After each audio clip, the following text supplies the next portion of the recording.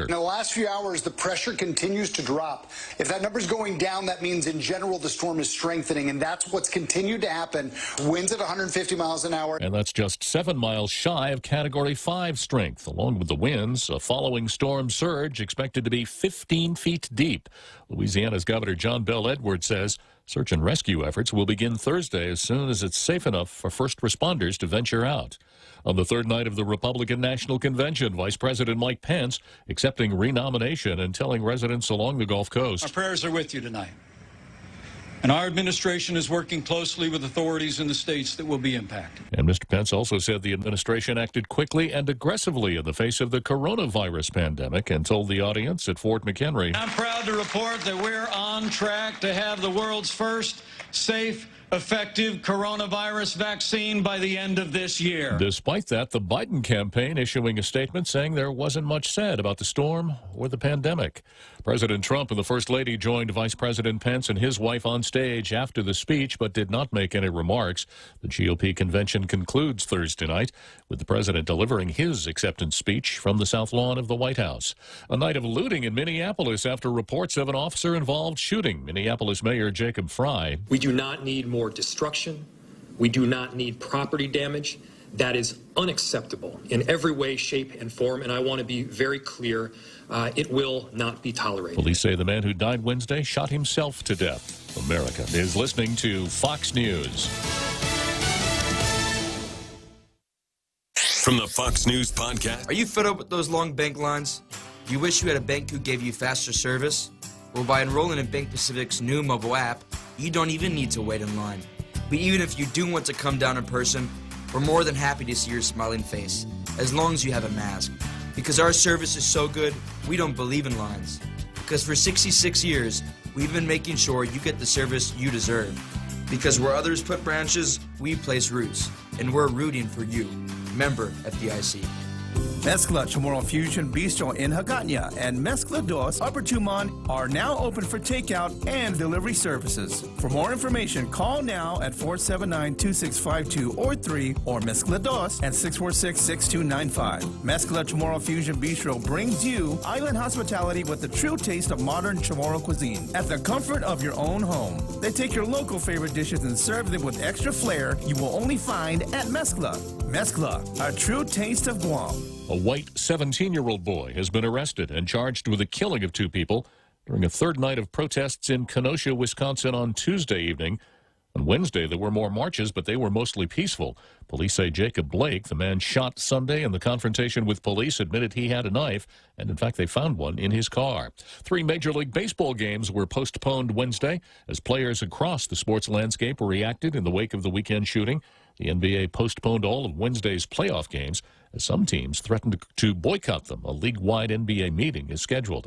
Confirmation that a missing soldier in Texas is dead. We do not need more Officials at Fort Hood confirming a body found Tuesday is that of Sergeant Elder Fernandez, the 23-year-old last seen August 17th in the city of Killeen. Foul play is not suspected, but an investigation is ongoing. Fernandez reported being a victim of sexual assault in May. Special Agent Damon Phelps with Fort Hood Criminal Investigation Command says authorities didn't find evidence backing the claim. The subject of the investigation took and passed a polygraph examination, and we found no witnesses that could corroborate Sergeant Fernandez's allegations. Fernandez is the 3rd soldier from Fort Hood to go missing in the past year. The other 2 found dead earlier this summer. Steve Rappaport, Fox News. Another big college campus is closing down over the coronavirus. North Carolina State University is telling students remaining in dormitories to move out, acknowledging a rising number of coronavirus clusters occurring in both on-campus and off-campus housing. The announcement comes less than a week after administrators moved all undergraduate classes online. 21 coronavirus clusters have been reported since classes began on August 10th, with 4 in residence halls. The school's COVID-19 dashboard reports 111 students in quarantine in university housing and over 1,200 in quarantine off campus. Tom Rigotti, Fox News. And I'm Jack Callahan. This is Fox News. Hafa Adai, this is Carl from APL Guam. Here at APL, our expertise and extensive network can help you grow your business and reach out to more markets. As a responsible carrier, APL is also committed to a sustainable future. Whether it's protecting the environment or investing our efforts in giving back to the community, our dedicated team in Guam and on the U.S. mainland are here to support you. Call 588-4651 or visit apl.com. You've got a job to do. Having the right equipment for the job is critical, and East West Rental has the exact tools you need. Get it done faster with the right stuff, whether it's landscaping tools, concrete tools, lifts, trucks, lights, generators, trench boxes, welders, tents, tables, and chairs. They're here to help you tackle any project you're working on, big or small. Open Monday to Saturday, 7 to 5, closed Sundays. Find what you're looking for at East West Rental Center in Upper Tumon or call 646-1463.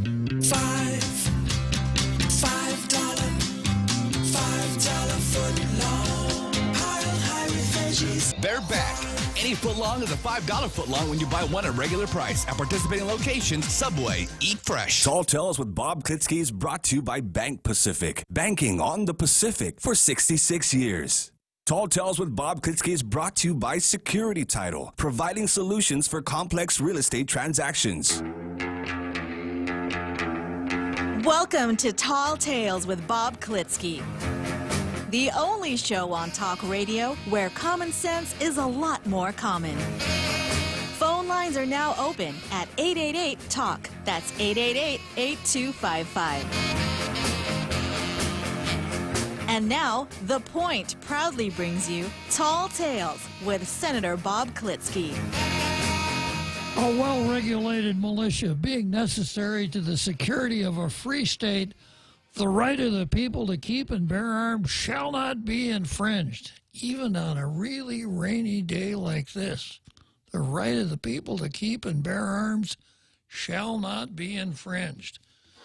So here we are on Tall Tales on a really rainy day, and I would like all of our Facebook listeners to help us out here with the international radio listening audience, because I have been informed that our radio signal is not going forth.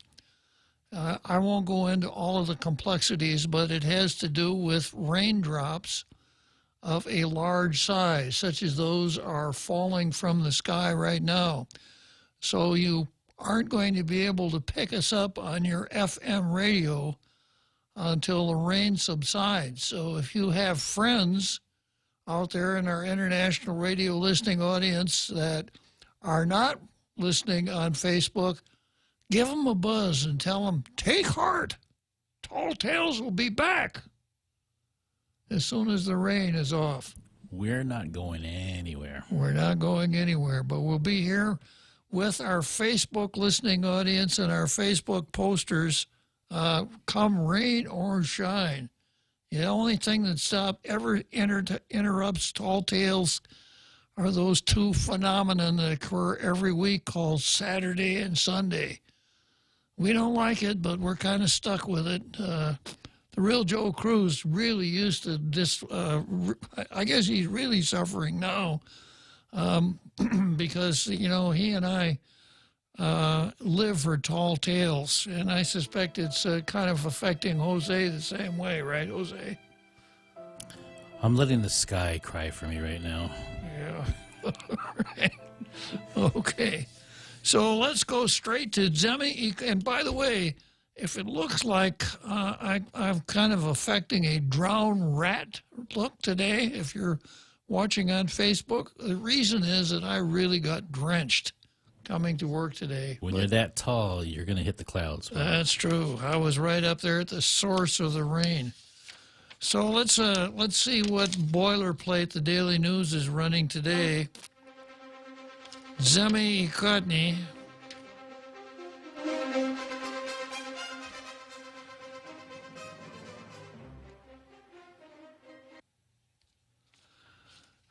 Zemi Ikotny is that time where I pick on the Daily News for never running local editorials, shift later on to the Post, and usually give them a blue star for running a really good editorial. Today is no exception as far as the Daily News is concerned. Their editorial today is more boilerplate from the East, and the title of it is Pooled Tests May Work. Now, I don't know if Dr. Tom Poole is part of our international Facebook audience today, but if he is, perhaps he could shed light on what he has to do with, well, anyhow, that's the title of it, and it's more of the same old stuff, so I'm just going to put it aside, go straight to the Post editorial, which is, I suppose it's warranted, but it's not their usual hard-hitting, take-no-prisoners editorial. Healthcare heroes, comma, thank you for your sacrifices. And it talks about Marnette Penarubia Agabao, a nurse at GMH for 40 years. A registered nurse and a colleague of the folks at GMH. And she was one of the casualties here. She died of coronavirus yesterday. That's part of the reason for this editorial. This editorial is to commemorate what they refer to as frontline workers, which is not part of the Tall Tales vocabulary, but I'll let it go today. I say frontline workers on Guam, in the nation, across the world, are risking their lives. Some gave their lives and others were exposed to infection so that the rest of us will hopefully, they just can't get that out of their system, will hopefully be well and will survive the pandemic and return to our normal lives someday.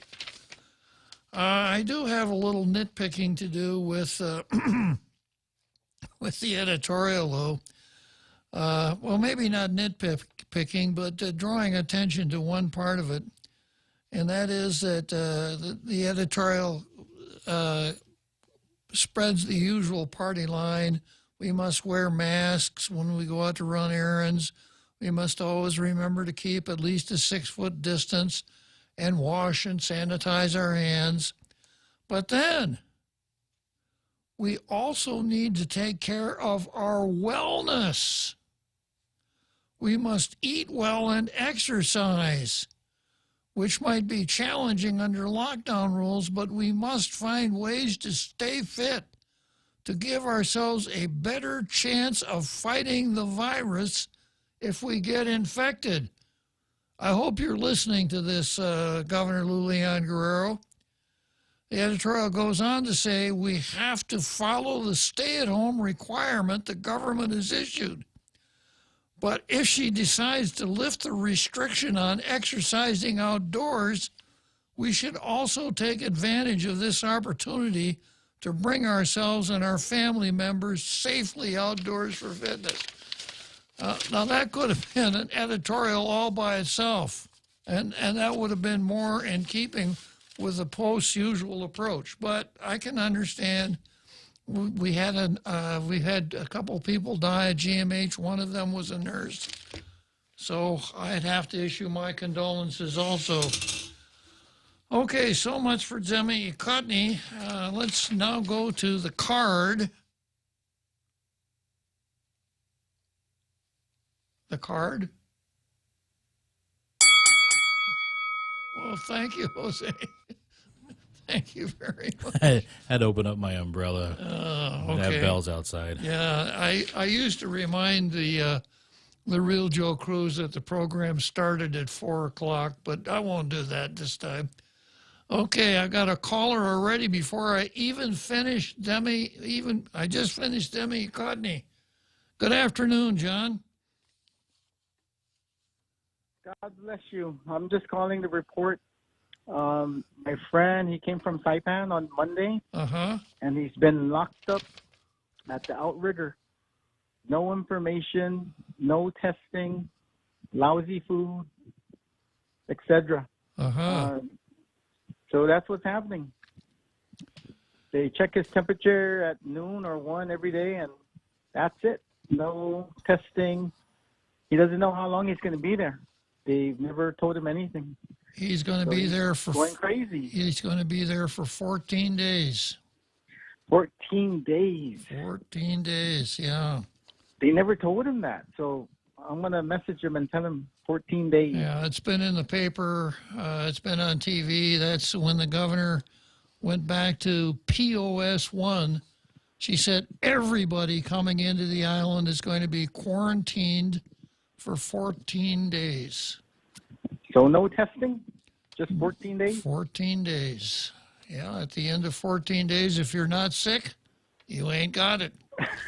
14 days might be even my shorter God. than waiting for the test results to come back. Yeah, that's true. Yeah, that may be the fast track. Getting tested and waiting for the results might take longer than that, John.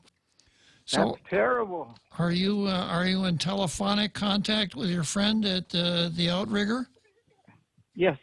Yeah. Well, I hope he's listening to Tall Tales. That might be his one salvation. Doesn't have a radio. Well, I'll message him and I'll let him know 14 days. Yeah. Because people who are checking up on him, they don't tell him that. Zero information. Well, you know, when they send you to the gulag, when people were sent to the gulag, that was part of the shtick. You know, if you don't know how long you're going to be doing something, let me put it this way. I'll give you an autobiographical example. When I go somewhere for an appointment and I'm told, well, just have a chair, just wait. I always want to know how long. Oh, not long. I don't do open-ended waiting worth a darn. If you tell me it's going to be an hour, I can handle it. But open-ended waiting is a punishment. So maybe that's part of the drill, to not let people know how long they're going to be confined. Lousy service. Yeah. Eggs and potatoes in the morning. Well, that's no juice, no milk. He's elderly. I have. Juice, they gave him a Coke. You know, They gave him a Coke. You know, John, I have eggs and taters every morning myself. That's my favorite breakfast. Well, I like hash browns, but he wants cereal. But no cereal. He was spoiled because he quarantined in Saipan, and it was 5-star food, checking up on him. Yeah. All day. So he was. What is he doing? Some kind of a quarantine tour of the United States? Well, he lives in Guam and Saipan and Hawaii, and that's his life. Okay, well. So he didn't hear that it was a lockdown, so he came on Monday, and that was it. Took 2 hours to process, straight to the hotel, and there's Army National Guard guarding the rooms. He took the keys away. He's really locked down. Yeah. Well, give him our regards here. Tell him the folks at Tall Tale said hello, John. Pray for him. Thank you, Bob. Okay. So long, John. Bye-bye. Yeah, this quarantine is not easy for anybody. I wonder when this is all over, they're going to find hash marks on the walls of these quarantine rooms. Probably, yeah. Yeah, 1, 2, 3, 4, Groups of draw 14. the line through, yeah. Okay, so the card, let's see, Tina is at 0 again because the legislature is in session as we speak. I understand, so she had to call us back into special session again to decide what they're going to do with the primary election. So this is what I got on the card. I've got R. Carl versus Lou, Part 2. I've got Transparency versus Senators, McNinch versus History, the Vigilance Committee versus Lou, Magagaga versus Jana Manglotnia. That's a hard one to pronounce. Magagaga. It's because it's got glottal stops, and for anyone whose mother tongue is English, glottal stops are hard, like ga ga. You know, The only place I can think of that it occurs is in the word sixth. Say that. Sixth. Sixth. Yeah. Oh, okay. Sixths. Yeah, that's the only place, the only English word that I know of that has something like a glottal stop in it. So anyhow, I got, let's see, Gaga versus Jana Maglonia, Calvary Chapel versus Lou, Ken versus Personnel Matters, and Weir versus a United States territory. So, Pete, I see your note out there wondering what happened to Neil Weir's latest shenanigan. It's been on the card, but I haven't gotten to it. If I don't get to it today, I'll get to it tomorrow for sure.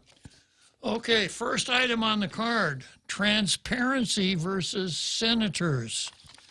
And you'll recall yesterday I went through a list of senators and marked who was transparent, who was not transparent, and who was stupid. And the low marks on transparency were Joe St. Augustine, Mary Torres, and Tello. These are people that kind of want to hang on for the Attorney General's opinion. So doing a little analysis, they're hanging on for the Attorney General's opinion, probably hoping that the Attorney General will say, you can't cancel the primary. That way, they don't have to take heat from anybody. Well, you can't blame me, as the Attorney General said, you know. Well, the Attorney General has spoken, and he has not given them any comfort whatsoever in a, let's see, how many pages here? A 6-page opinion. He winds up, now you read the news stories, and they're all wrong, because the news stories that cover it don't know what it is that they're reading. But I'm not going to bore you with some of the reasoning involved, but I will go to the conclusion, and this is what it says. As with any election law, however, constitutional challenges are possible. Such challenges could involve a court's analysis of balancing the interest of the government against those of the individual. Earlier in the opinion, it mentions that there are a couple of different types of challenge, and that the challenge depends on the role of the person making a challenge. And it gives you this example. The person bringing the challenge, let's see. For example, a voter whose ballot has been submitted would not be impacted in the same way as a voter whose ballot has not. In other words, if you went down there and stuck your ballot in the box, your interest in having the primary is greater than someone who didn't do that. Similarly, a candidate for a contested position would be impacted differently than one for an uncontested position. So the opinion says, yes, the legislature has the power to do this, but does not opine on the possible outcomes of a challenge. And that's the only kind of opinion that makes sense. What would happen if someone takes this to court? And the conclusion is, as with any election law, constitutional challenges are possible. Such challenges would involve a court's analysis of balancing the interests of the government against those of the individuals. Was it someone who voted? Was it a candidate? Was it a candidate in a contested race? So I'll give you this one. Let's say that I'm Michael St. Nicholas, and the legislature cancels the primary. I'm Michael St. Nicholas, and I'm saying I bring suit against the Election Commission. You must count the votes because the primary is over. So now you must count the votes and tell me that I won, so I don't have to horse around with Robert Underwood at the general election. And then, of course, well, you know, the primary, we didn't have the primary. No, we didn't have the primary because it was aborted. So such as there was a primary, we started. We went to the only end that it had. So now it's time to count the votes and tell me that I won. So the opinion is no comfort for those who are waiting for the opinion. If you actually read it, it does, of course, say, well, yeah, the legislature has the power to do that. But Jimmy could have told us that, for crying out loud. You don't need the Attorney General for that. So all of you three fence sitters, Corsenio Puti da Ganminto, sitting on that fence is not going to be very comfortable. Okay, so from there I go to R. Carl. R. Carl makes the card for the second day in a row, the most dangerous man in the room. Yeah.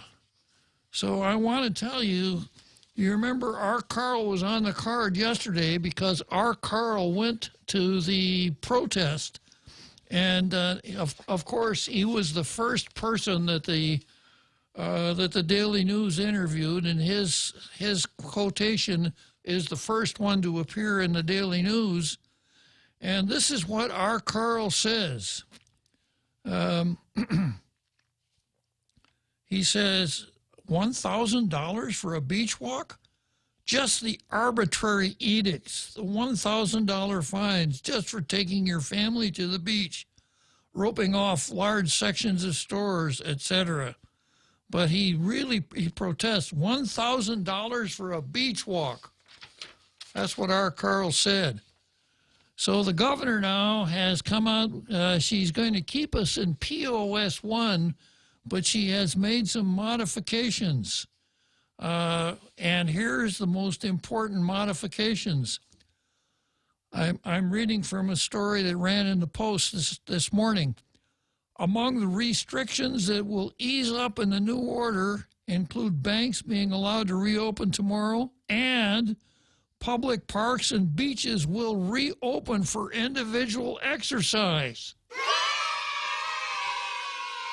Yeah. So, you know, I suppose it's always difficult to distinguish cause and effect. Correlation doesn't necessarily mean causation.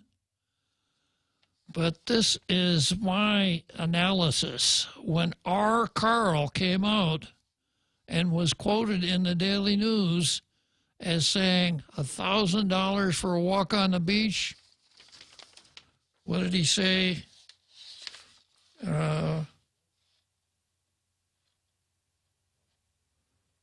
$1,000 fine just for taking your family to the beach, $1,000 for a beach walk. That got the governor's attention. And the governor and whoever her advisors are, we know it's not the medical advisory group, but her advisors must have said, Governor, we better do something here. You've got the most dangerous man in the room on you now for closing off those beaches.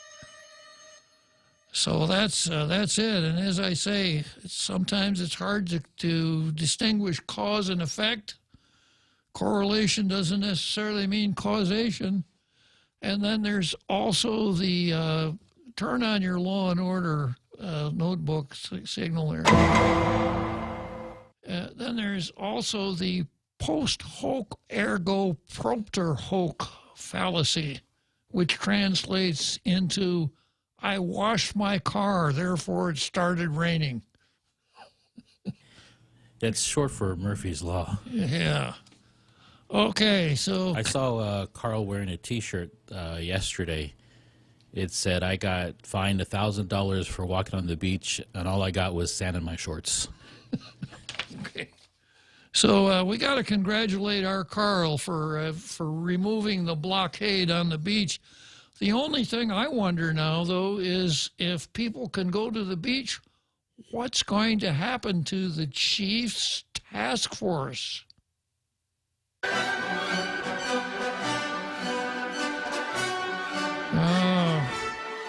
Now they may stay on, the Chiefs task force may stay on duty just to see to it that people only go to the beach by themselves and not in groups. All right. So let's see, who have I got on the phone here? I've got Another Joe. Good afternoon, Another Joe. Honorable Uncle Bob. How's everything? Kind of wet today, Another Joe. Yeah. Well, it's good for the trees. And hopefully it washes most of the corona away. Wuhan, sorry, I apologize. The Wuhan virus. There you go. Coronavirus. Okay. So, what seems as though the legislature is about to make their decision watching the YouTube. I don't know. You have like a legislature watch? Someone there watching the YouTube?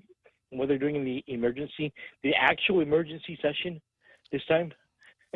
What are they doing, Another Joe? Well, they've dismissed all of the experts, the quote-unquote experts, and now they're about to make their decision, it would seem, as to whether or not in 2 days they're going to allow a primary election. Or I think the other options were delay, postpone, or cancel. Mm-hmm. What was it, like 3 options perhaps? Postpone or cancel or do nothing. Now, of course, the one that they're most temperamentally suited to would be the third option, do nothing. And it will probably be better for them, and due to it was already debated, and so now it's really, people feel that it's important to change that decision. But the thing is, at the very least, if there was a typhoon on Saturday, obviously it's going to be canceled. You would not need the legislature to get together, or maybe they would briefly say, well, okay, there's a typhoon on Saturday, it's delayed, or whatever, it's canceled or delayed or something. But that's not happening so far. So they still need to train the polling officials there, Bob, right? Mm-hmm. So whatever happens at the 11th hour, they at least need to show that they're prepared. If they're not prepared for all of the possible outcomes or conditions, then they're just being seen as lazy, wouldn't they? If they didn't prepare for the possibility of actually having a primary, it shows because they don't have the trained people. Well, Maria Pangilinan said that they are preparing to have the election on Saturday unless the legislature calls it off. But she also said it's very difficult to round up the necessary personnel to conduct the election. So they do or they don't have the required number of election officials. That's what she said. They do. Okay. Well, that's good to know because they're confusing just to listen to. And it's getting, I don't know if it's frustrating or scary or, but it's a train wreck. It's the way it feels. And we have no choice but to watch it. As we're not even passing by. We're at a traffic jam in the middle of a train wreck. That's the way it feels. Does that feel like a fair comparison? What do you think? Yeah, I agree. It's not a good situation, certainly. But, I have, from the very beginning, said that once an election starts, it should not be canceled. If we had been, if the legislature had been planning ahead and the governor, they could have canceled the primary election 2 or 3 weeks before the scheduled date, I would have grumbled a little bit. Of course, I grumbled a little bit about a lot of things, but no one usually pays much attention to that. I'd have grumbled a little bit.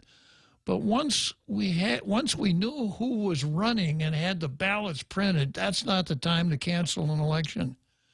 And this time, once people have actually gone to the polls Imagine this, another Joe. Let's say instead of doing this early voting, let's say that people are actually at the polling places, and 2 hours after people go in to start to vote, we say, you know, this isn't good. We're going to stop the voting now. What would people say? They would tear the polling places apart. They would, you know, you would think that we were in Minneapolis after they got done with it. Because once the election starts, you can't abort it. And how do you feel about these so far in-house voting? I think they're technically absentee ballot voting that are sealed in a vault. How are those individuals who took the time to vote early in-house, how are they going to feel that the effort they made is not considered an effort, because technically it wasn't considered a vote cast until it's opened on the day of the primary election? I would not agree with that. I think the vote was cast when they stuck it in the ballot box. Another Joe, but I got to take a break. Appreciate it. Thanks for calling.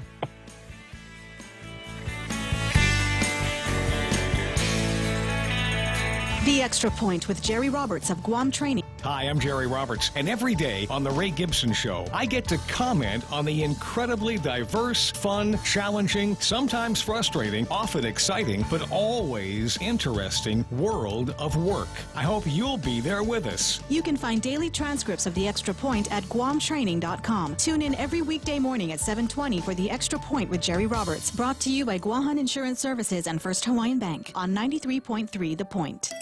Everyone has a busy schedule these days, and sometimes we forget to schedule our routine dental checkup and cleaning. Don't neglect your dental health. Schedule one today with Dr. Robert Yang and his Smile Team, conveniently located at the East West Business Center on Marine Drive, Upper Tumon. Call us today at 647-8702 or 3. Again, that's 647-8702 or 647-8703. We make smiles happen. Tall Tales with Bob Klitzkie is brought to you by Horizon Properties. Doing real estate since 1978. 14 years here on Guam. Call Maria Miller from Horizon Properties at 777-7792. We now return to Tall Tales with Bob Klitzkie, soaring over the confusion with his superpowers of truth. Call 888-TALK. That's 888-8255. Yeah, soaring over with my superpowers of truth, soaring over the confusion of my superpowers of truth, winding up with my chat with another Joe. Once a person has, once the polling place has been open, even though it was early, and once a person has stuck that ballot in the box, he has voted. So I don't know that anyone will actually bring suit, but that that is the lens by which you view these kinds of questions. Not does the legislature have the power to do it, but what happens if it's challenged? And the Attorney General did not address that. Got an interesting question posed on Facebook here that I'm going to take a minute to look at before I have a chat with our Fred. So Ishmael Velez says, Bob, one of my professors had said in the past that according to the Constitution, a state governor could declare a state of emergency and select the number of people equivalent to the number of representatives of that state, and the group of citizens and representatives can decide for the entire state. Can that be done here? I don't think it could be done anywhere. I don't know who your professor was, but if that's what he told you, I would check some of the other things that he said, because that's just not correct. They could probably try, but it won't. No. Yeah, somebody will block him. The closest that I can come to what maybe Ishmael is trying to say is this, that when we're talking about electoral votes, each state has as many electoral votes as it has representatives and senators, congressmen and senators. And the electors are chosen by the state legislature. So the way we do it now, the state we choose the electors based on who won the primary the election in that state. But it doesn't necessarily have to be that way, and it hasn't always been that way. In 1876, in the state of Colorado, the state legislature chose the 3 electors for that state. They didn't no one, quote, got to vote for president because the state legislature chose the electors. So maybe that's what Ishmael is thinking about. Anyhow, let's find out what our Fred wants to add to the conversation. Good afternoon, our Fred. Hey, Bob. So first, I like your show how it starts with where common sense is, was it common? Is that what your show starts with? It's an uncommon virtue, yeah. Okay. So, common sense and logic normally are supposed to prevail under normal, actually in all circumstances, logic and common sense need to prevail. And, with the AG's office or dodging the topic or not being able to come to a definite conclusion, it's very easy. The election, primary election is like, we talked about this some days ago, is like a basketball game or a track meet or, something like that. It's like a game on a given day. On any given day, the competitors are the players, or in this case, the senators or the new individuals running, or the incumbents there, and they are the competitors. They're competing for something, about winning or losing, just like on the court. And the spectators are the voters, me and you and everyone else. So, for the record, obviously, 2,000 some spectators, voters have already come out and cheered, in this case, voted already. When there's a game and if all the seats are not full in the stadium, you don't see anyone canceling the game. You play the game for whoever showed up. And if, in this case, they're worried about voter turnout and so forth, it doesn't matter on that level, because whoever shows up, you play, you compete for those voters, those spectators that show up.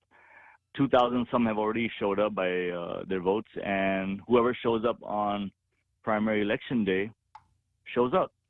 The game goes on. The show goes on. You don't stop the game unless there's ulterior motives going on where you want to, sway votes, or maybe some of the people don't have a chance to get in, so they want to get them in automatically on the general election. And they're trying to play games here, but that's a different story. We shouldn't be playing with the spectators and the voters. This is a legal right, right to vote. Can't mess it. Constitutional right, and so in logic and common sense, whoever shows up, the competitors have to play. On that given day. I see what you mean, Fred. Yeah, I see what you mean. Right? Uh-huh. Hey, if 2,000 showed up already, if altogether only 10,000 show up, well, so be it. 10,000 showed up, and you play for those 10,000. And we determine who gets cheered and who gets booed. Right? Yeah, Fred, you're right. There you go. Maybe you can elaborate on that, and hopefully logic and common sense will prevail. Okay, our Fred, thanks for sharing that with us. Bob. Okay. Okay, bye. Our Fred analogizes to a sporting event.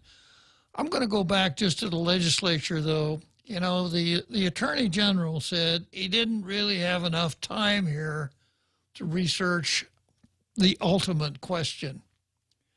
And I can kind of understand that, but I go back a little bit before that, and yesterday I said if I were the Attorney General, I would write back to Senator Titano and say, you have your own lawyer. Why are you asking me? And if I were a senator, I would tell Senator Titano, why are you going outside the walls of this body to get legal advice? Don't you know about the separation of powers? So they should never have asked him in the first place. And even more basic than that, who introduced the bill? Senator Tina Rose Munya Barnes. Wouldn't you have thought that the sponsor of that, the only sponsor of that bill, would have cleared the legal impediments before it was ever introduced? They should have found out if such a bill is legal and constitutional before she ever introduced it into the legislature. So, but I see this, I see this go on time and time again. Senators slop together something on a piece of paper, introduce it, and then they say to the Attorney General, "Oh, is this okay?" You know, and I would rather, if I were a senator, I would rather crawl from Jigo to the legislative building over broken glass than ask the Attorney General about my own bill. That just isn't the way it's done, guys. Okay. Wasn't Senator Therese Terlahi a former attorney for the legislature? She was legislative counsel for several years. Yeah. She could have consulted herself. I beg your pardon? She could have consulted herself. Well, I would think that she would share my feelings. Why are we asking somebody outside this body to advise us on our own legislation? You know, the P word comes in here. There should be a little bit of pride. We're not going to ask somebody else to second guess our work because we're proud of our work and we do good work. And we're not going to introduce trash and then let the Attorney General write back and say, oh, Senator Smucker-Huckowitz, I looked at your bill and it's trash. That's what they're asking. And in this particular case, it is. You know, for reasons I mentioned when I first saw the bill, Tina wants to do two totally different things in one bill. She wants to cancel the primary, and then she wants to have mail-in votes for the general. And I know the easy, well, yeah, both of them deal with elections. But that isn't the way it works. Those should be two separate bills. I might be for mail-in voting, but not want to cancel the election, or vice versa. So, you know, once again, from time to time, I say the only way our government is ever going to change is if we have a part-time legislature. In a sense, I don't really need to say that anymore because this legislature just proves it over and over again. You know?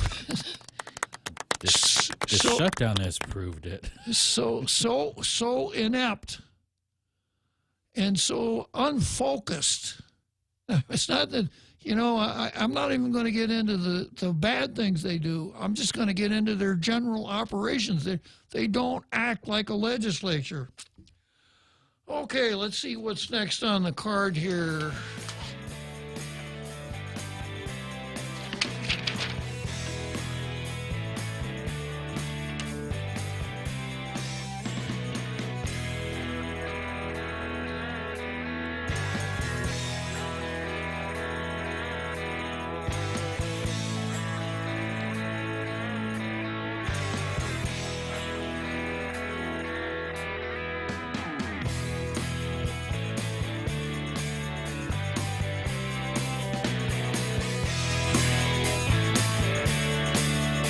Top End Pest Control is who you call for all your pest control needs. Got a problem with roaches, ants, spiders, rodents, fleas, ticks, termites? No problem. They do it all. Top End Pest Control is a service-disabled, veteran-owned small business and HubZone certified. Serving Guam since 2012. Call them today for a quote, 487-5657, or email topendpest@gmail.com. Check them out on Facebook at Top End Pest Control and give them a like. Top End Pest Control for all your pest control needs.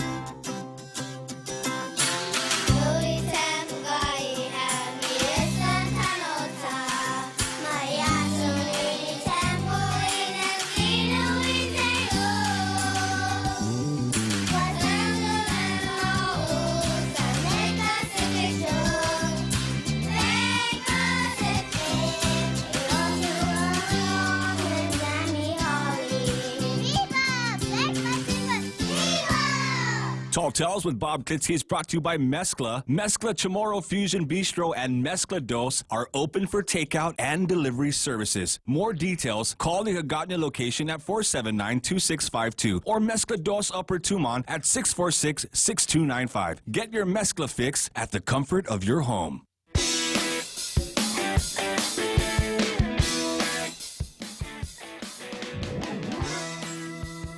Okay, next item on the card is McNinch versus history.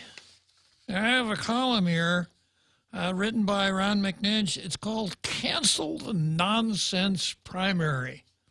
And I have to, I always have to start out conversations about the primary election as a proponent of primary elections, reminding all and sundry that the primary election, recall, and referendum are all products of the so-called progressive era around the turn of the last century. Folks like William Jennings Bryan and Robert La Follette from the great and sovereign state of Wisconsin, that brand of progressivism, not this lunacy that calls itself progressivism now. And the theory behind primary elections was that we had general elections, but the parties chose their candidates in the smoke-filled room. In other words, the party bosses got together and decided who the party's candidates would be. And John Q. Public would say, yeah, we get to go to the election, and we get to vote.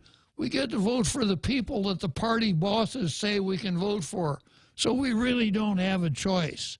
That's why we have primary elections now, so that the public actually has a role in choosing the party's candidates. I think it's a good system, and I don't want to see it go away.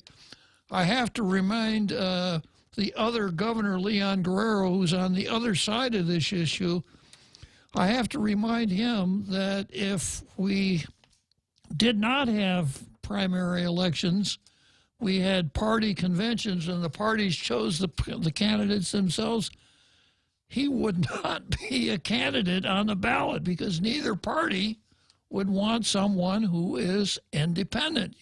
You would have to toe the party line if you want to be the party's nominee. So McNinch in his column says, on Guam, some people believe there are actually Democrats and Republicans. Well, there are Democrats and Republicans. And generally, the Democrats and Republicans follow what we would call the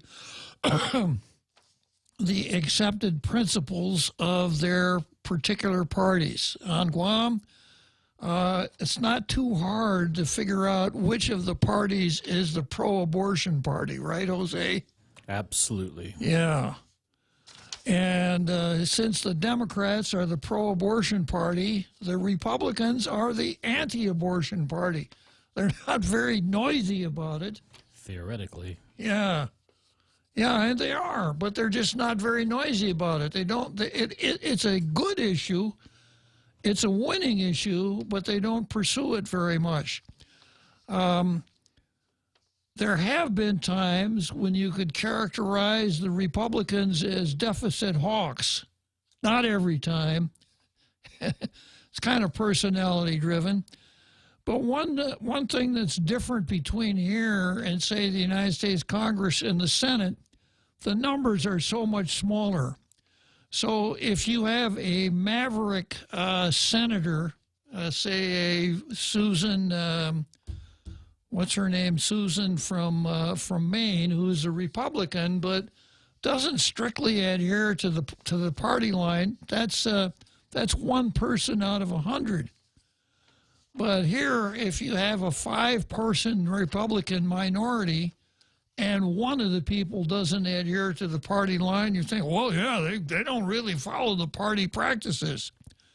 So not quite the same.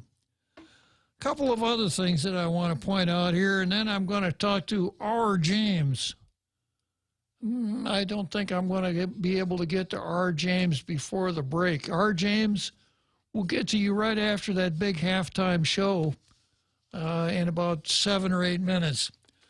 Okay, going on here. So that's one difference, because when you only have 15 people in the legislature and you have 1 or 2 that don't adhere to the party line, you might think, well, they don't really pay much attention to parties. But another important thing to remember is this, that each of the parties has a national committee man and a national committee woman. I don't know much about how the Democrats do theirs, but the Republicans do, and that national committee man and national committee woman that's 2 votes on the Republican National Committee. So we have as many votes on the National Committee as California and New York do. And that's because we have a Republican Party. And that can have a certain amount of influence. And, of course, we do send our delegates to the national conventions. A couple of other things here that I think I want to set the record straight on. He says, let's see.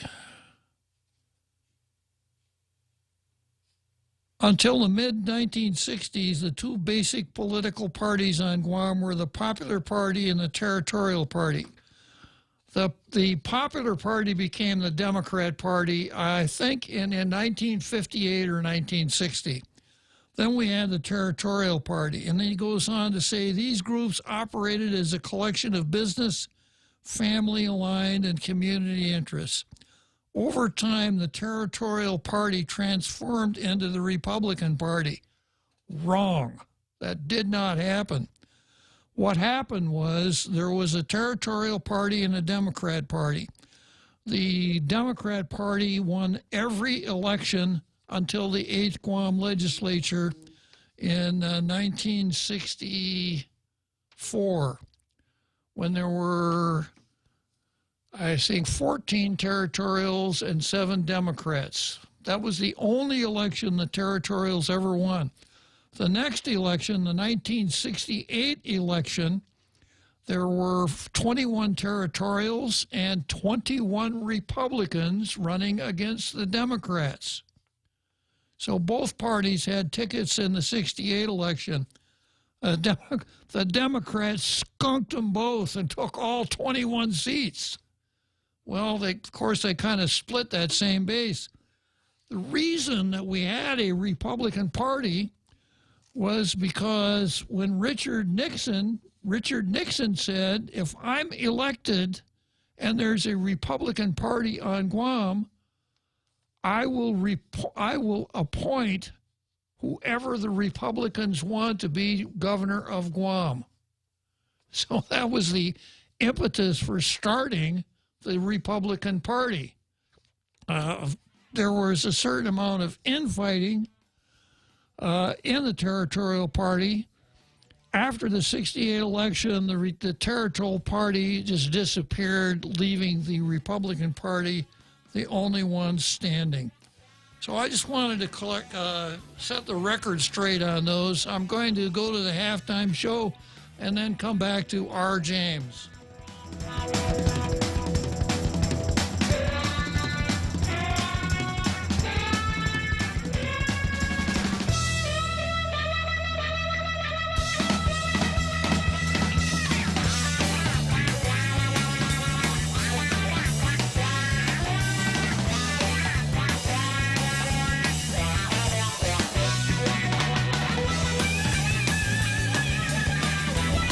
The Point is KUSG, Hagåtña, Guam, 93.3 FM and 104.3 HD3.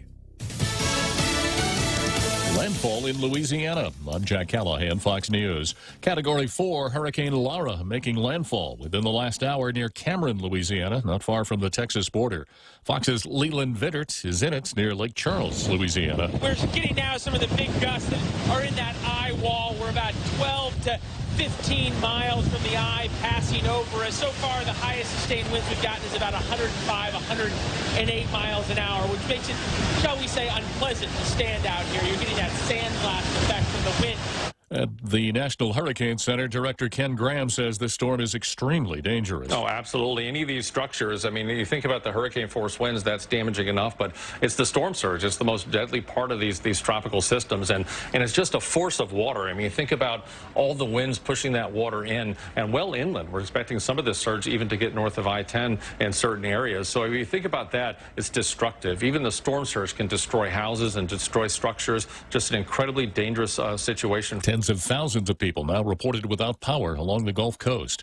Vice President Mike Pence telling the third night of the Republican National Convention. So with gratitude for the confidence President Donald Trump has placed in me, the support of our Republican Party, and the grace of God, I humbly accept your nomination to run and serve as Vice President of the United States.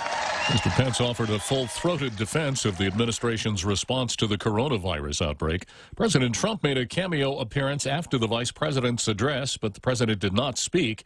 At the end of the evening, as the flag was raised over Fort McHenry, a group of disabled veterans in the front row stood at attention. The GOP convention concludes Thursday night with President Trump's acceptance speech. America is listening to Fox News.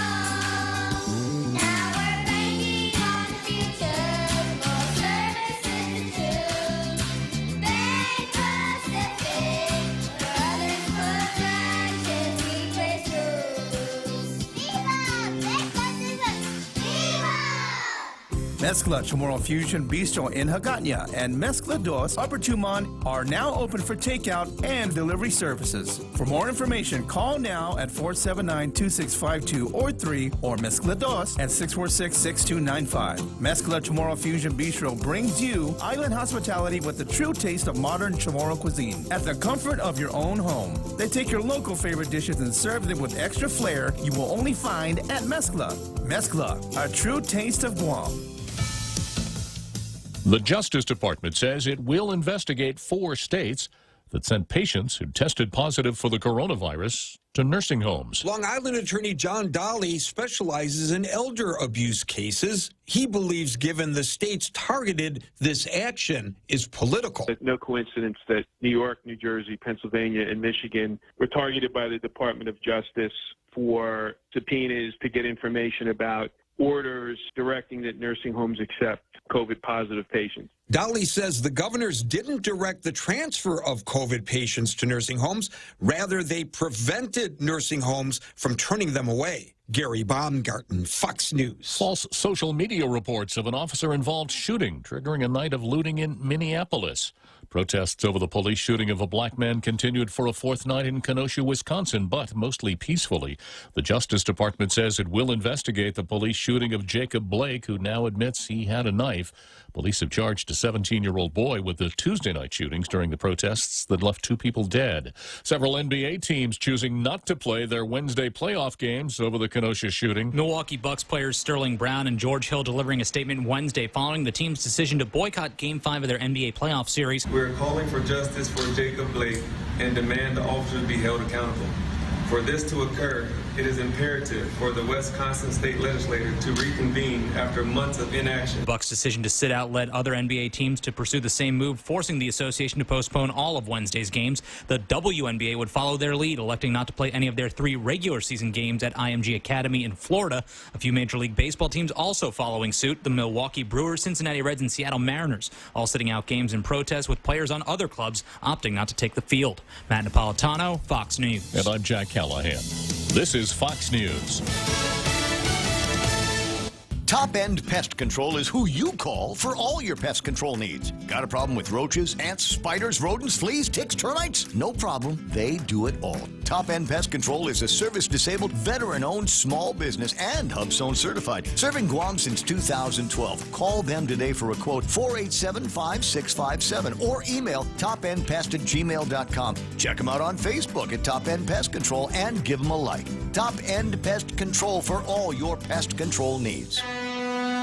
Half a day. This is Michelle from APL Guam. Here at APL, our expertise and extensive network can help you grow your business and reach out to more markets. As a responsible carrier, APL is also committed to a sustainable future, whether it's protecting the environment or investing our efforts in giving back to the community. Our dedicated teams in Guam and on the U.S. mainland are here to support you. Call 588-4651 or visit apl.com.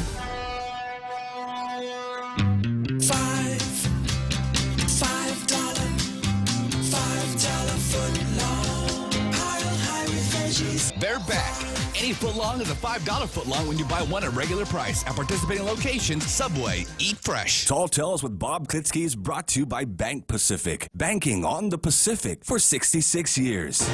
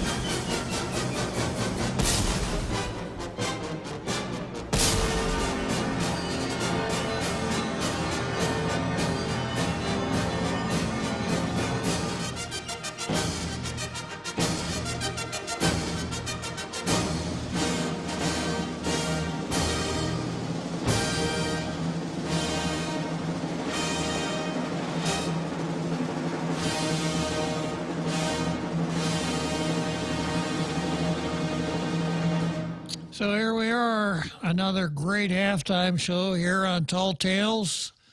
After the halftime show, that means we are now in the second half, the last half of Tall Tales.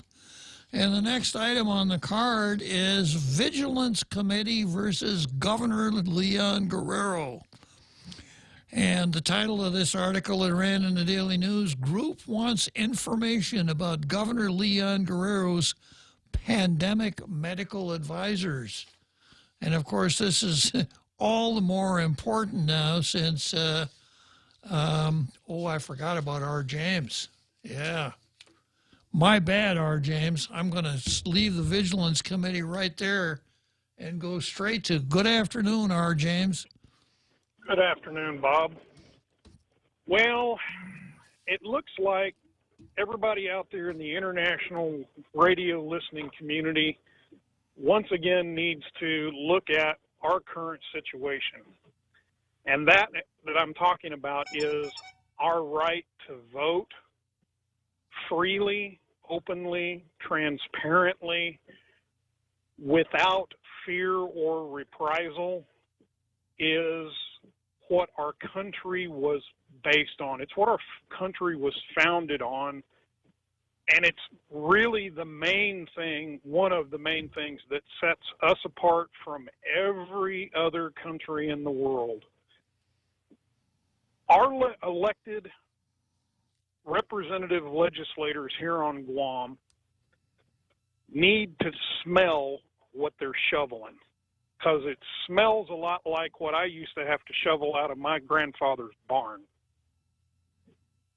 Any of these elected representative legislators that actually agree with and want to go along with everything from mail-in ballots, which is just rife with the possibility of non-transparency, all the way to denying us our rights to do that one thing that Americans have always held sacred.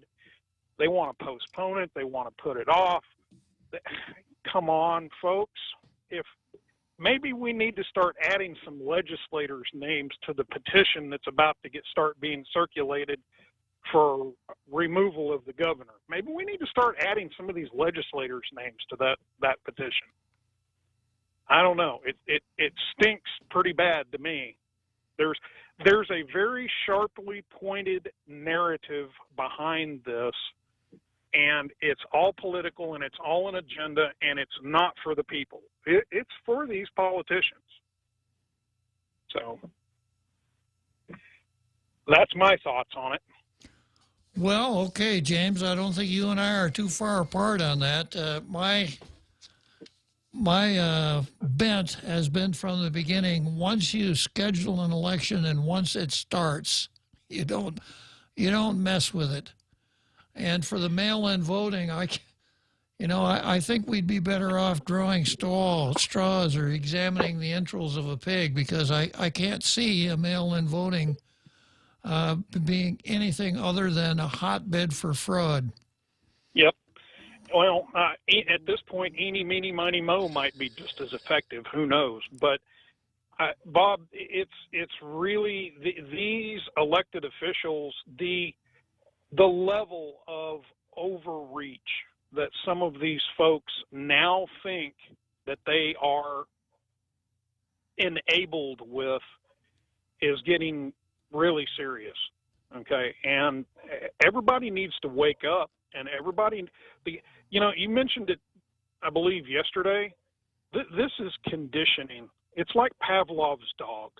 You do it and you get away with it, and people are like, well, okay, yeah, okay, we'll do this or we'll do that. We'll, whatever. We'll bend the knee, so to speak.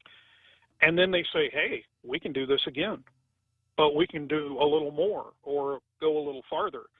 And this is social conditioning. And in fact, in the military, we called it PSYOPs. It's psychological warfare operations.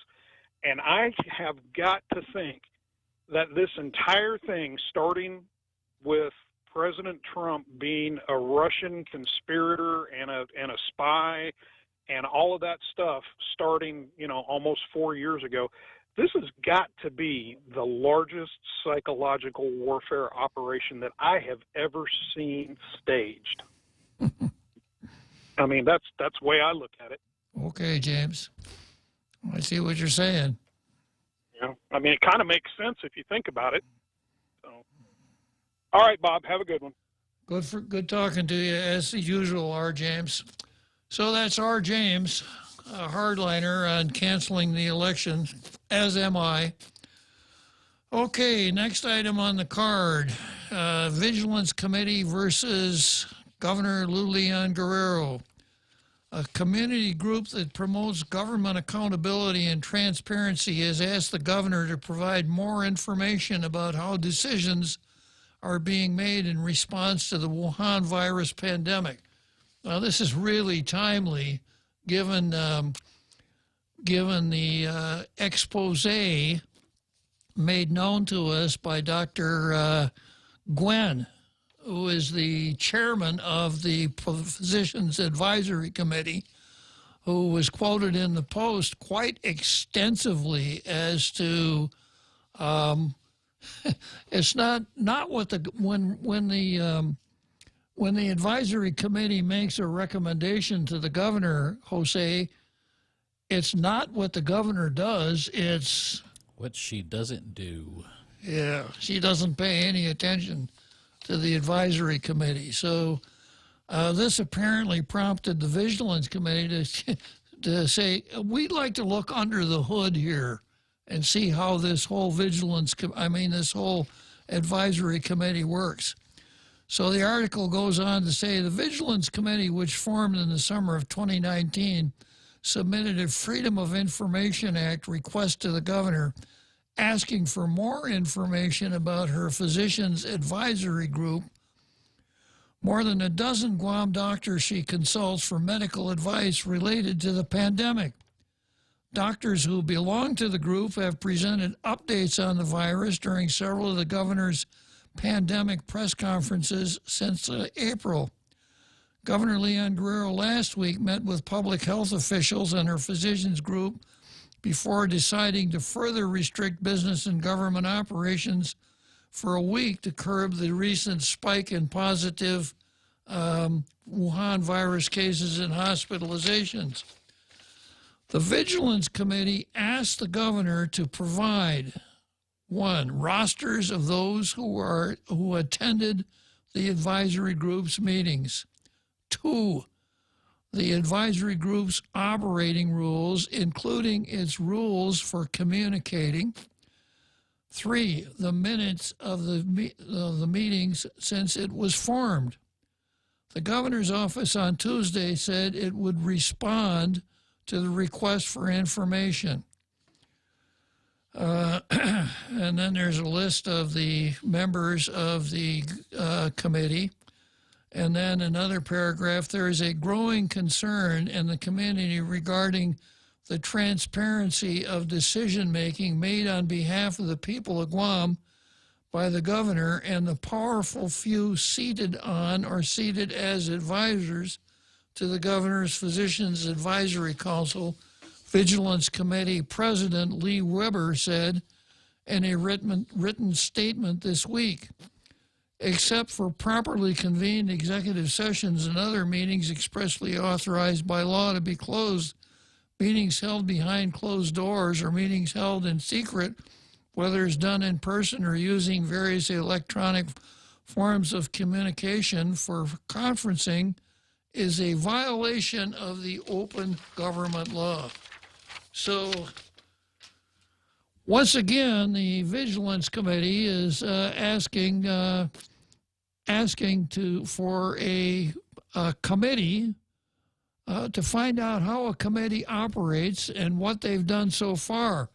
This is especially telling in light of Dr. Hua Guan's expose the other day, and I suppose his walking it back the very next day.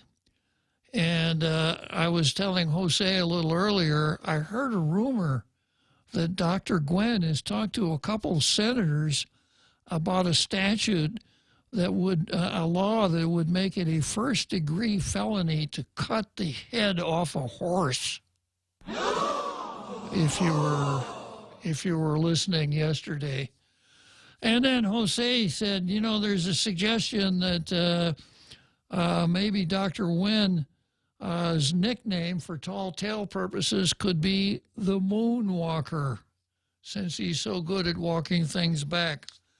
But anyhow, the governor uses that Physicians Advisory Council for cover, kind of like my explanation of the fence-sitting senators hoping that the Attorney General would say, you can't cancel the election. That way they wouldn't have to make the decision. They could blame it on somebody else. And Lou has blamed some of her decisions on the Physicians Advisory Council. We now find out that that didn't happen. So it's time for some transparency. It's time to let people in and let that committee, observe that committee, and let us see their operating rules and let us see their minutes. After all, the fact that she doesn't pay any attention to them is important because they're doctors. This is supposed to be a medical emergency. And then, of course, the editorial in the Post yesterday said, well, if she's not paying attention to them, who is she paying attention to when she makes these calls that require some kind of medical judgment? And, of course, Dr. Nguyen, in his expose, kind of tipped us off. He said she's listening to people that sit behind desks and dentists. Oh, if that doesn't scare you, she's taking advice from dentists. I think he also revealed that they take no minutes. In the beginning of his interview, he was asked about the process of this, and he said, we are not paid. We just got together because somebody asked Dr. Cruz who would be best on this board. They decided to get small clinics and large clinics together, collaborate, and they take no minutes. I didn't see that in the article, Jose. No, that was in his interview. Yeah. Which interview? The interview with Dr. Gwen. Yeah. Was a video interview, and then they converted it into this article. Okay. So I'll look that up again, but if I'm not mistaken, he said there's no minutes taken. Well, I remember the part about the volunteers and all that stuff, Yeah. but I don't remember the part about no minutes. But if they're not, they should. You know, if they're going to have an important position, they must act like they have important positions. And hopefully somebody who is legible. Yeah. Well, maybe that's why they don't take, they don't take minutes, because 15 doctors, none of them have handwriting that anybody could read. Yeah. That's the only reason that I went to law school instead of medical school. My handwriting wasn't bad enough to get into med school. All right, let's go on. Next item on a very timely article or timely item on the card here. This is Maga Gaga versus Jana Manglotnya. Now, this is a pseudonym, a nom de plume. Maga Gaga is a nom de plume for a doctor whose name I will reveal tomorrow. But I just like the name Maga Gaga, which means kind of king of the animals. Yeah. All pigs are equal. It's just that some pigs are more equal than others, according to George Orwell's Animal Farm. And the title here is, It's Out of Control Because the People Are Out of Control. Dr. Jana Manglotnya is delivering a firestorm of frustration as Guam's front line in the war against COVID has failed. This is a KUAM story. It's out of control because the people are out of control, she said. No matter what we've done, ultimately it's the front line, which is the community. It was up to them to fight the war, and how do you think how do you think kick it around? How do you think they did? It doesn't look too good. First, it was the island's elderly population at the most risk, but the numbers have shown an alarming increase in young adults in the past 24 hours. We start saying, do what you need to protect your family and protect your relatives. This is a quote again. I tell you what you better do to protect yourself, because the ones out there committing the infractions are the ones that are getting it and dying. And dying, the old people are staying home, Manglotnya said. Here's another quote. There's nothing more that we can do. What you're seeing now, thank your community for it. We didn't do this, and we've done everything we can to equip our hospitals and equip our clinics and equip our providers and public service announcements. Finally, you know enough already. Do what you need to do, and if you don't do it, you're going to have exactly what you're going to have right now. This is Dr. Manglotnya. I mean, congratulations. If this is what your goal was while you're preaching about constitutional rights, to me, I take that personally, Jose. I conduct a sermon on constitutional rights every day here. She said, I mean, congratulations. This is what your goal was while you're preaching about constitutional rights to me. It's just quit killing people, quit making people sick.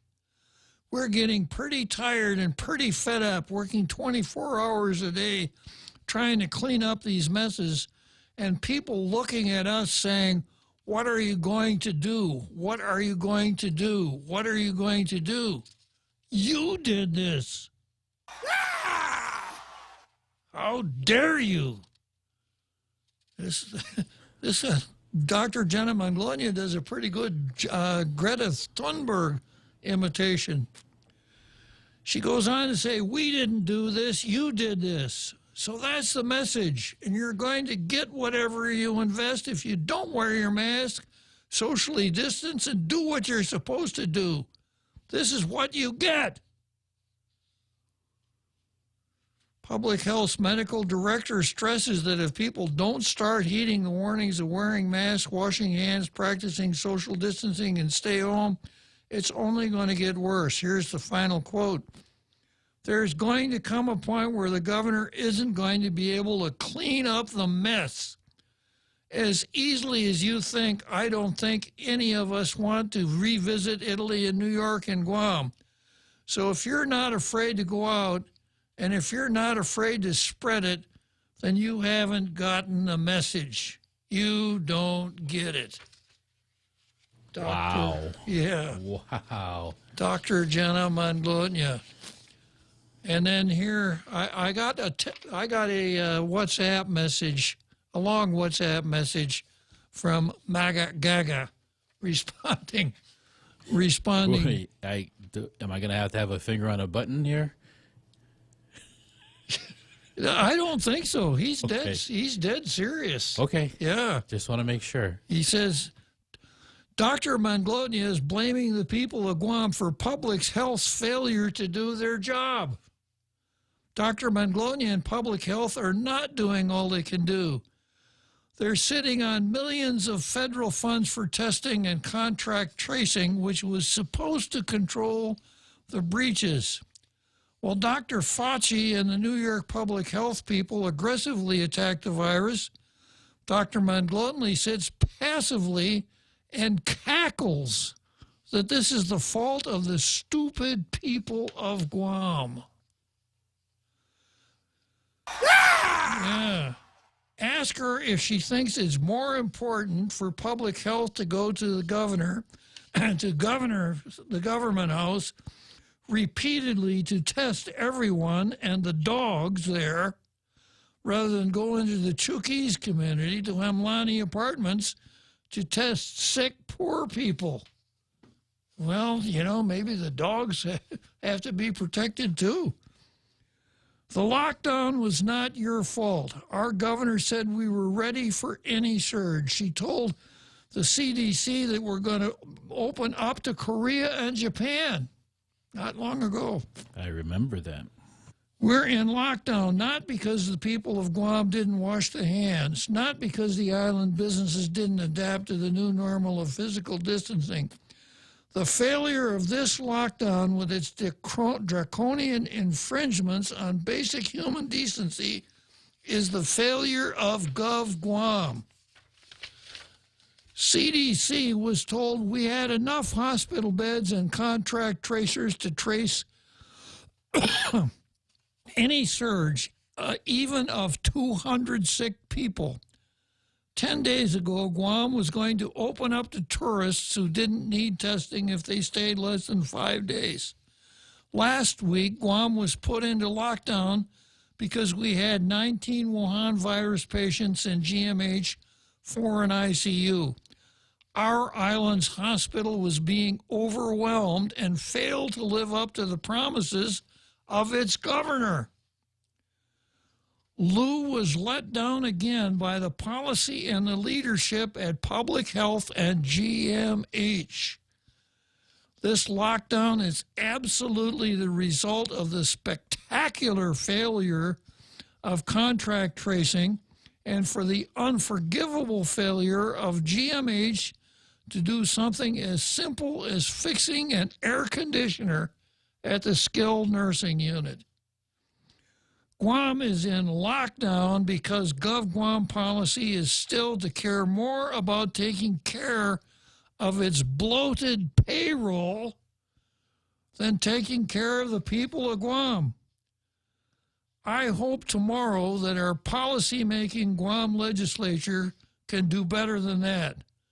otherwise, I hope we get a better legislature. This lockdown was not your fault. Our governor said we were ready for any surge. She told the CDC that we're going to open up to Korea and Japan.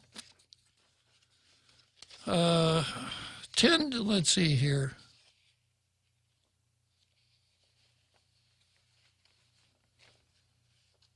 What are we going, let's see, sounds like 6 ICU COVID-19 patients scattered around GMH this morning. What are we going to do if more ICU patients need critical care over the next 48 hours? What is the surge plan at GMH? When will private nurses and doctors be trained to assist GMH during this dangerous time? Why are we waiting for the Navy to save us or the Air Force? Don't we want to help ourselves? And that's from Gaga. So, two very angry approaches to the same problem. Okay, time for the 7th inning stretch. The Extra Point with Jerry Roberts of Guam Training. Hi, I'm Jerry Roberts, and every day on The Ray Gibson Show, I get to comment on the incredibly diverse, fun, challenging, sometimes frustrating, often exciting, but always interesting world of work. I hope you'll be there with us. You can find daily transcripts of The Extra Point at guamtraining.com. Tune in every weekday morning at 7:20 for The Extra Point with Jerry Roberts, brought to you by Guahan Insurance Services and First Hawaiian Bank on 93.3 The Point. Wow, nice smile. So perfect and all. Thanks. I owe it all to Dr. Robert Yang and his Smile team. They do wonders for a healthy, happy mouth. Got teeth? Don't wait until they hurt. Schedule your routine checkup and cleaning with Dr. Yang and his Smile team. Suite 119 in the East West Business Center, Upper Tumon. Call 647-8702 or 3. The best thing that happened to teeth since toothpaste. Dr. Yang and his Smile team. They make smiles happen. Tall Tales with Bob Klitzkie is brought to you by Horizon Properties, doing real estate since 1978. 14 years here on Guam. Call Maria Miller from Horizon Properties at 777-7792.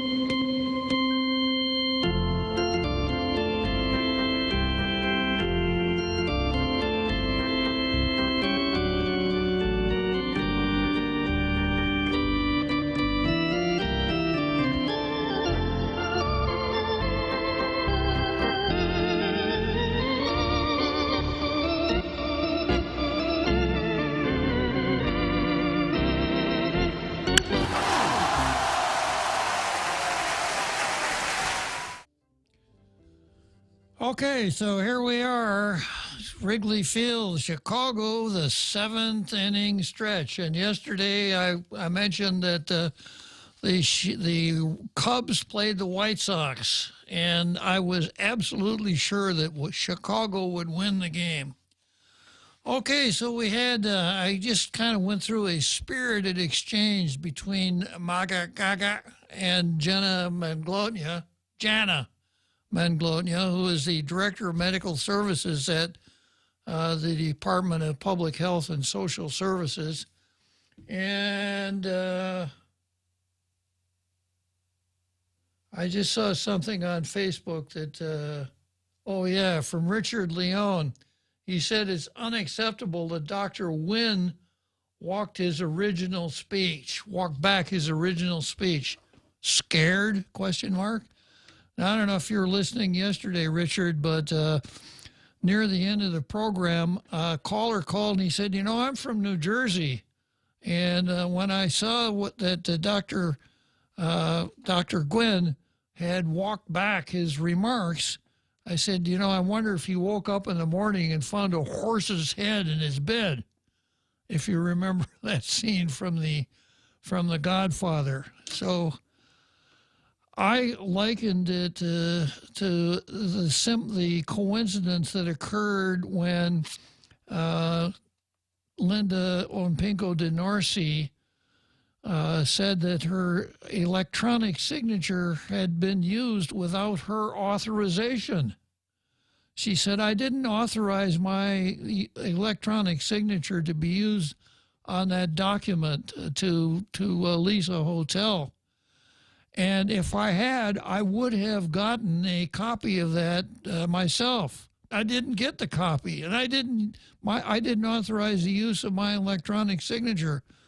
A couple days later, the governor came along and got her off the hook by saying, no, what Linda meant was that she didn't remember using her electronic signature. Do you remember that Dinah Washington song? Comes to mind. What a difference a day makes. What a difference a day makes, yeah. 24 little hours. Well, the sun and the flowers where there used to be rain, Jose. Yeah. That was exactly what happened. Sun and flowers where there used to be rain.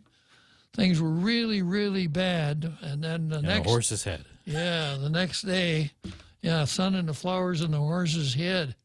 The next day, all of a sudden, things weren't that bad after all.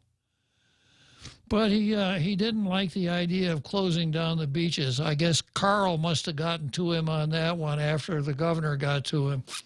Or Carl. Let's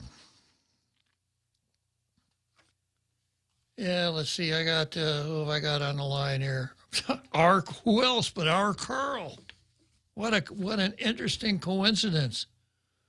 Well, our Carl, I suppose, is, the most dangerous man in the room, is probably taking a victory lap right now, having basically forced the governor to open the beaches back up after he went down to that protest. And when the governor saw that quote in the newspaper, I suspect she figured, I better back away from that. Right, our Carl? I don't know. I can't claim any credit for that. But if you could see me now, Bob, I'm sitting in a park bench. I've got my trench coat on. My snap brim hat is pulled down over my face and my eyes. I've got a newspaper in front of me with 2 eye holes cut out, and I'm glancing to the left and to the right. I'm on a secret mission. You're on a secret mission. Okay, our Carl. Exactly. Yeah, I was just listening to your comments, and, to me what's happening is what we see, a mini version of what we see happen in New York. Politicians like to have all of the credit and none of the blame. So when bad things happen, it's someone else's fault, either some individual or, in this case, the island.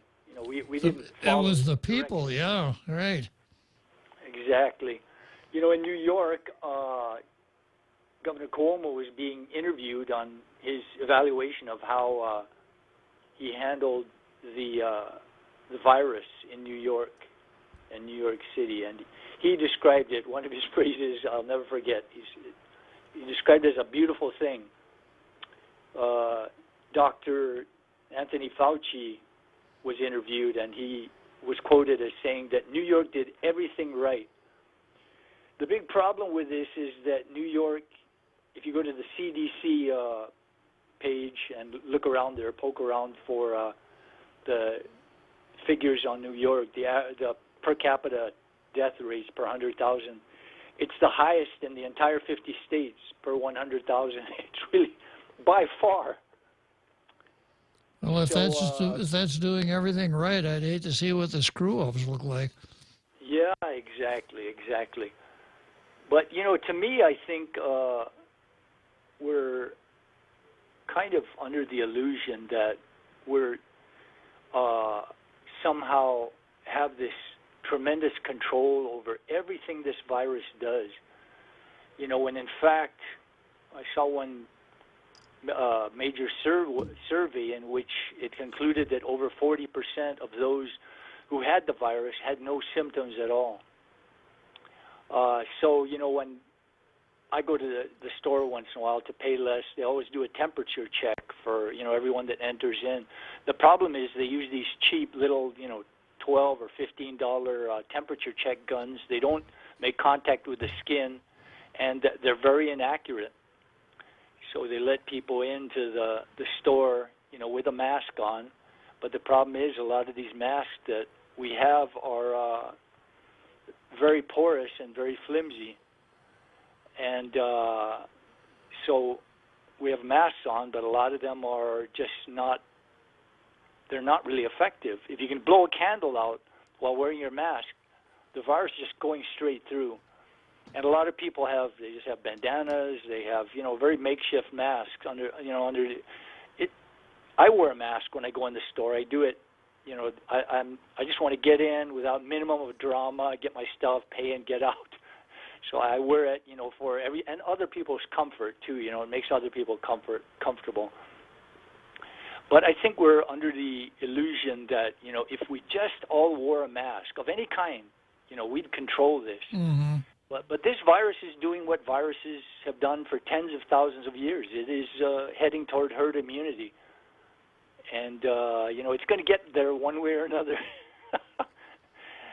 So, it's what we see happening with these figures rising is just a natural consequence of this thing working its way through the population in whatever way it can do it. And, between the natural way the virus spreads and people's inability to be perfect and, not always do everything right, and the ineffective masks we're wearing. One other thing, too, is that in the stores, we stand in line 6 feet apart, but one irony is that the rest of the store, in the aisles, I pass within inches of people, and they're all breathing, they're breathing out, if they're sick, they're breathing out this virus. So I think a lot of what we are,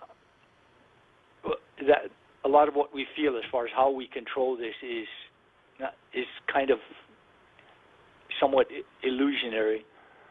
Not totally, but to a large degree. I think that there's what I totally agree with is for people who are the most vulnerable to mask up, wear a face shield, if they want to wear eye goggles, but I think the virus is doing what it is naturally programmed to do. It is spreading, and it is heading toward herd immunity. And once it reaches that point, roughly, I think you mentioned one time, roughly 50% of the population, it starts to peter out. And at which case, some people are going to take credit, for it happening. But I think, to some degree, there's only so much we can do against this virus. It is heading toward a direction, and it is going to get there one way or another. Anyway, that's my opinion. Well, I agree with you, Carl. I think perhaps we are prolonging the agony by not allowing herd immunity to kick in as soon as it might, and in the process destroying our economy. Yeah, and I think one example is what happened in the 1918-1919 Spanish flu epidemic. San Francisco, there were 3 waves that happened. San Francisco did an excellent job the first wave. So they had minimum infections. They cordoned off large blocks, and they wouldn't allow people to travel between those blocks, including doctors and nurses. Super, super locked down. The problem is that there was a lot of people still without the antibodies. So when the second wave came of the 3 waves, it was really quite devastating to San Francisco because there were so many people who just didn't have the antibodies. So yeah, I believe you're right. It kind of prolonged things, like cutting off the puppy dog's tail, a little bit at a time. Anyway, it's interesting to watch. Okay, our Carl. Well, once again, congratulations on your success in getting the beaches open up. I think a lot of people are going to appreciate that as soon as the rain stops. Oh, I don't think I had anything to do with that. I think Well, see, this is why you're the most dangerous man in the room. So stealthy that you're able to accomplish these things and then disclaim any credit. Thanks for calling, Carl. All right, Bob. Thank you. Yeah, so we're coming up here on the home stretch. So I do have some breaking news here that I'm going to announce before we go into the home stretch. The cancel culture has come to Guam. You know how the lefties are practicing the cancel culture all over the U.S.? Well, it's happened here. The legislature has voted to cancel the primary election with only 3 voting against it. Will Castro, Kelly Marsh, Titano, and Luis Muñoz.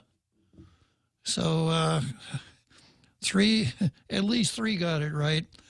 Okay, so we're going to break for the home stretch, and coming down the home stretch will be I'll be riding with Frenchie, so you don't want to miss that. Hang on, and we'll be right back. You've got a job to do. Having the right equipment for the job is critical, and East West Rental has the exact tools you need. Get it done faster with the right stuff, whether it's landscaping tools, concrete tools, lifts, trucks, lights, generators, trench boxes, welders, tents, tables, and chairs. They're here to help you tackle any project you're working on, big or small. Open Monday to Saturday, 7 to 5, closed Sundays. Find what you're looking for at East West Rental Center in Upper Tumon or call 646-1463. If you've ever struggled for breath, you know what a scary experience it is. Whether you have asthma, emphysema, COPD, lung cancer, or another respiratory illness, the right medical treatment makes all the difference. GRMC's Pulmonology Clinic has the latest technology and respiratory equipment, staffed by world-class pulmonologists. Make an appointment today with GRMC's Pulmonology Clinic and start breathing easier. GRMC, where patients are partners. Tall Tales with Bob Klitzkie is brought to you by Bank Pacific. Banking on the Pacific for 66 years.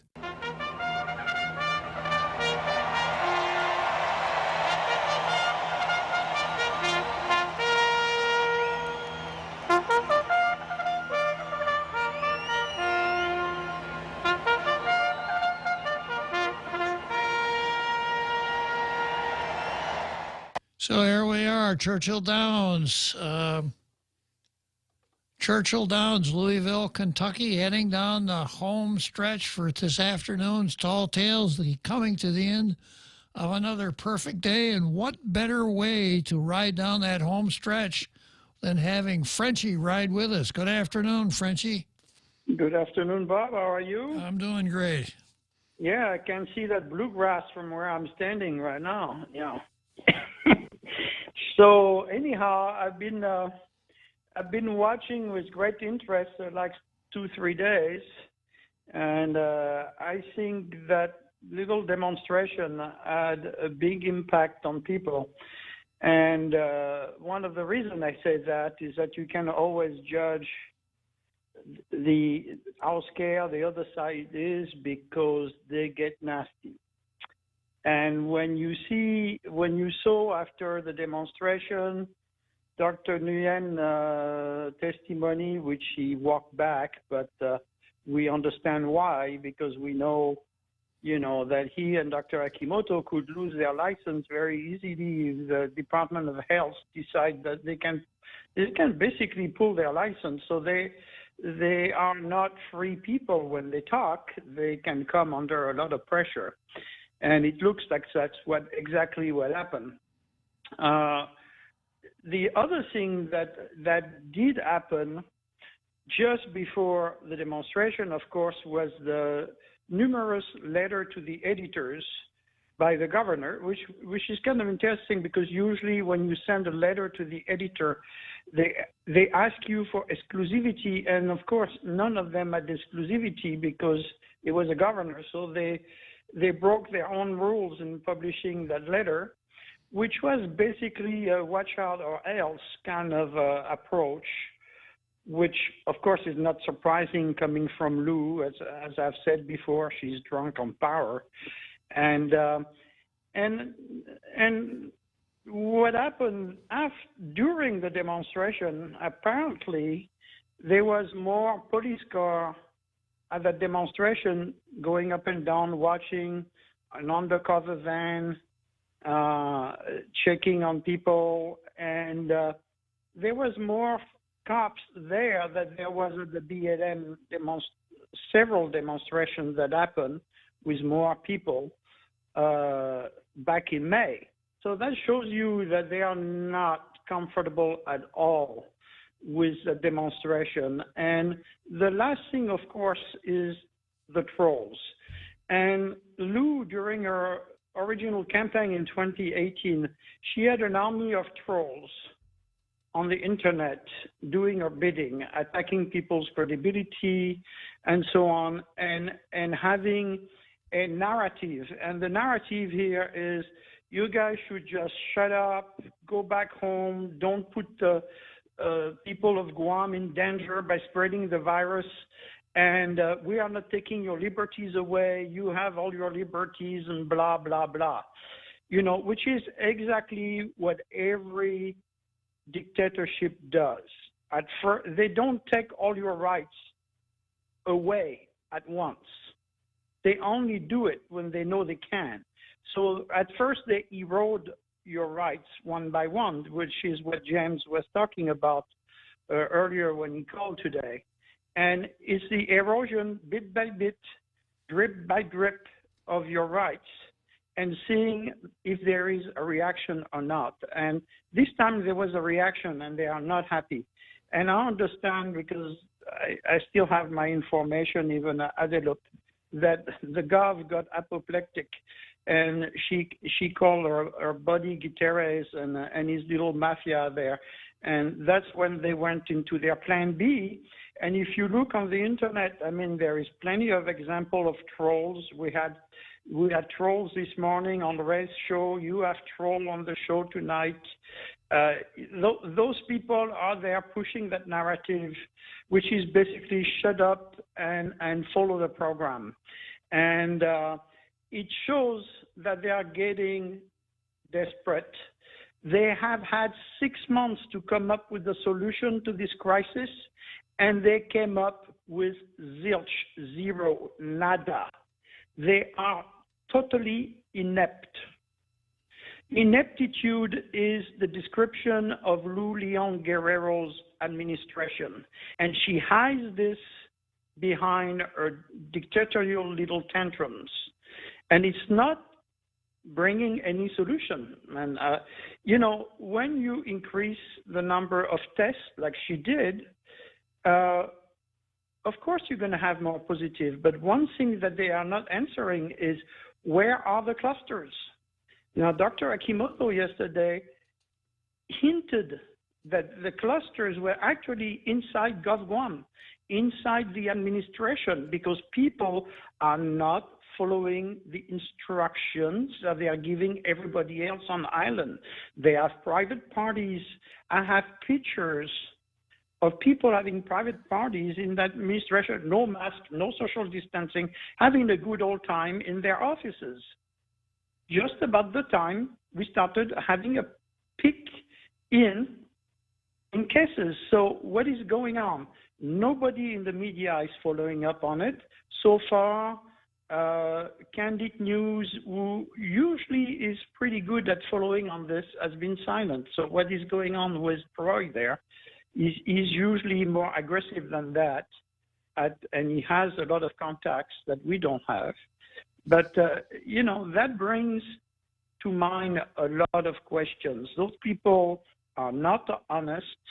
They are not giving us all the information. Actually, we know they are sitting on some of the information, and they are using this crisis for political gain, which is what I accused the governor 2 months ago. And now she is going into the thing with the help of the legislature and all the rhinos at the legislature. Actually, it's funny is that one of the rhino voted against it, but then he has nothing to lose. But, Jim Moylan. Jim Moylan. Jim Moylan, he voted for the suspension of the voting. So did what's her name? I always forget her name. The one that looks like a ramrod nurse. She's supposed to be the tough one in there. She's not. She always gives in to Lou. What's going on? Backroom deals? They're really taking people for a bunch of idiots. And they think by having a few trolls online and having a doctor like the one you talked about, trying to silence people by trying to browbeat people down, they're gonna get that. They're gonna get more and more people upset. And in November, we have to watch out very carefully at this election, get rid of this legislature, vote for new people, even if they are not from the party you are voting for, vote for new people, and get rid of those people. Because Trichin Munya Barnes, is a carpet where the governor comes and brush her feet off. She is good for nothing. And you don't have 8 senators in this legislature that have the courage to take away those special powers that they gave to the governor and that she is totally misusing. That gives us a lot of questions to ponder about. And yesterday, even though they walked back some of their testimony, it was very revealing that what those doctors were telling us. And I think they realize afterwards, and they're getting scared. They won't be able to exercise. Tomorrow morning, if they want to close American Medical, the Department of Health can. And this is how bad it is. People are scared to lose their business, and this is what they are doing to all the small businessmen that are already almost out. They were slowly starting to breathe with their head on top of the water, the one that survived so far. But if it goes for another 2 weeks, we're going to have more business closing. So then what? When we reopen, we have no business for the tourists, except the one that do business at Gov Guam and at Bank of Guam. What kind of a banana republic are we running here? It's ridiculous. So here we go. That's my 2 cents. Well, we got our money's worth today, Frenchie. Thank you very much. You're welcome. But I think, that demonstration scared them quite a bit. And that's why they're getting nasty now, and they are trying to browbeat people down. I think they didn't expect that, and more people are going to push, because I think also at the Chamber of Commerce, the members are already pushing the management to stop complaining about this. But I'm afraid that James is right. We're going to need a recall. We're going to need to complain to the U.S. attorney, who probably will be very happy to take our complaints in the way the Gov Guam treated him when he went on that secret mission in Thailand. So it's interesting. I think we can watch on that, and then hopefully soon I'll have something on the religious side here on the island. So we'll see. I'm working on something. Okay, Frenchie. It's always good talking to you. Thanks for calling. You're most welcome. Bye-bye. Well, that's an interesting observation that the demonstration that was held down in Paradise Island, I was going to give all the credit to R. Carl, who is, of course, known far and wide as the most dangerous man in the room. But Frenchie thought that perhaps the total demonstration had some impact. And I suspect that that makes a certain amount of sense. I hope it does. Because, you know, there's an old saying that people get the kind of government they deserve. So we'll get whatever we'll put up with. Okay, so much for Tall Tales for today. We'll see you tomorrow. Adios.